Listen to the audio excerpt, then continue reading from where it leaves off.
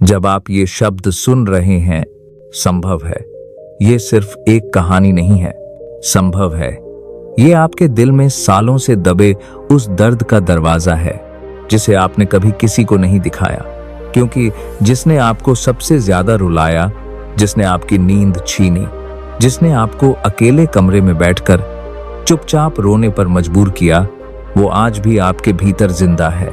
आप मुस्कुराते हैं, लोगों से बात करते हैं, काम पर जाते हैं, लेकिन जैसे ही रात होती है, वही चेहरा, वही शब्द, वही अपमान, वही धोखा आपकी आत्मा पर फिर से चोट कर जाता है। और तब भीतर कहीं से एक सवाल उठता है, क्या मैं कभी सच में माफ कर पाऊंगा? क्या माफ करना कमजोरी है, या फिर माफ न कर पाना ही सबसे बड़ा कर्मा है? आज की ये कहानी आपको सीधे जवाब नहीं देगी। ये कहानी आपको एक आईना दिखाएगी, और हो सकता है इस वीडियो के अंत तक आपके जीवन का सबसे भारी बोझ हमेशा के लिए उतर जाए। बहुत समय पहले की बात है, लेकिन ये कहानी किसी एक समय की नहीं है। ये कहानी हर उस इंसान की है जिसने भरोसा किया और बदले में आंसू पाए। एक साधारण सा व्यक्ति था, नाम कुछ भी हो सकता है, क्योंकि उसकी जगह आप भी हो सकते हैं। वो दिल से साफ था, रिश्तों को पूजा की तरह मानता था, और उसे पूरा यकीन था कि अगर दिल सच्चा हो तो दुनिया भी सच्ची होती है। लेकिन जीवन ने उसे पहला सबक वहीं दिया जहां उसने सबसे ज्यादा भरोसा किया था। जिसे उसने अपना समझा, उसी ने उसके आत्मसम्मान को तोड़ा। जिसके लिए उसने खुद को छोड़ दिया, उसी ने उसे अकेला कर दिया। वो रोया, बहुत रोया, कभी बाथरूम में खुद को बंद करके, कभी तकिए में मुंह दबाकर, और कभी बिल्कुल बिना आवाज के, ताकि कोई देख न ले, कोई समझ न ले। और हर आंसू के साथ उसके भीतर एक गांठ बंधती चली गई। साल बीतते गए, लोग बदल गए, हालात बदल गए, लेकिन वो गांठ जैसी कि तैसी रही। वो आगे बढ़ा, जिंदगी में सफल भी हुआ, लेकिन भीतर कहीं कुछ अटका हुआ था। हर रिश्ते में डर था, हर हंसी के पीछे संदेह, और हर भरोसे के साथ एक अनकही आशंका।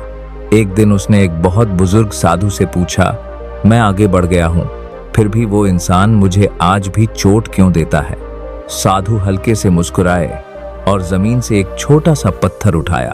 उन्होंने कहा, इसे पकड़ो। वो पत्थर भारी नहीं था, लेकिन साधु बोले, अब इसे पकड़े पकड़े चलते रहो। कुछ ही मिनट बीते थे कि उसके हाथ में दर्द होने लगा। साधु बोले, पत्थर वही है, वजन भी वही है, लेकिन दर्द बढ़ गया। क्यों? वो कुछ नहीं बोला, चुपचाप खड़ा रहा।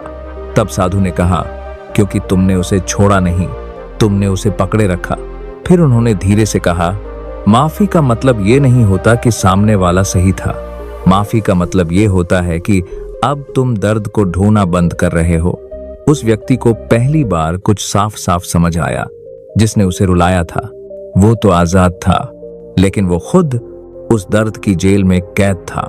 यही है कर्मा का असली जाल। कर्मा बदले से नहीं कटता, कर्मा सफाई से कटता है। जब तक आप कहते रहते हैं, उसने मेरे साथ गलत किया, तब तक आप उसी कहानी को हर दिन दोहराते रहते हैं, और हर दोहराव एक नया कर्म बन जाता है। बहुत कम लोग ये जानते हैं, जिससे आपको सबसे गहरी चोट मिलती है, वो अक्सर सिर्फ इस जन्म से जुड़ा नहीं होता। आत्माएं, रिश्ते बदलती हैं, लेकिन अधूरा हिसाब नहीं बदलता।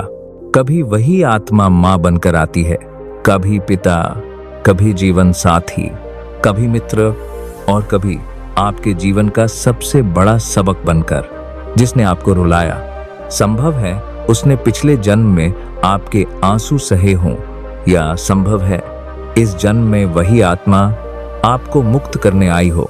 लेकिन मुक्ति तभी मिलती है जब आप सीख लेते हैं, माफी कोई एक शब्द नहीं है, ये एक पूरी प्रक्रिया है। सबसे पहले अपने दर्द को स्वीकार करना सीखिए। ये मत कहिए कि अब मुझे कोई फर्क नहीं पड़ता, क्योंकि अगर सच में फर्क नहीं पड़ता तो याद भी नहीं आता। दूसरा, ये समझिए कि हर इंसान अपनी चेतना के स्तर से ही व्यवहार करता है। जिसने आपको तोड़ा वो खुद भी कहीं ना कहीं टूटा हुआ था। तीसरा, अपेक्षाएं छोड़ दीजिए। माफी वहीं अटक जाती है जहां आप माफी के बदले माफी चाहते हैं। और अब सबसे गहरा रहस्य, माफी सामने वाले के लिए नहीं होती, माफी आपकी आत्मा के लिए होती है। जिस दिन आपने दिल से कहा मैं तुम्हें नहीं, अपने दर्द को छोड़ रहा हूं, उसी दिन से कर्मा का चक्र टूटना शुरू हो जाता है। हो सकता है सामने वाला कभी माफी न मांगे, हो सकता है उसे एहसास भी ना हो, लेकिन आपकी नींद सुधरने लगेगी, आपका मन हल्का हो जाएगा और अचानक वो चेहरा उतना भारी नहीं लगेगा, क्योंकि अब वो आपके भीतर नहीं रहेगा। याद रखिए, जिसने आपको रुलाया वो आपके जीवन का खलनायक नहीं था, वो आपके कर्मा का शिक्षक था। और शिक्षक से बदला नहीं लिया जाता, उससे सीख ली जाती है और फिर आगे बढ़ा जाता है।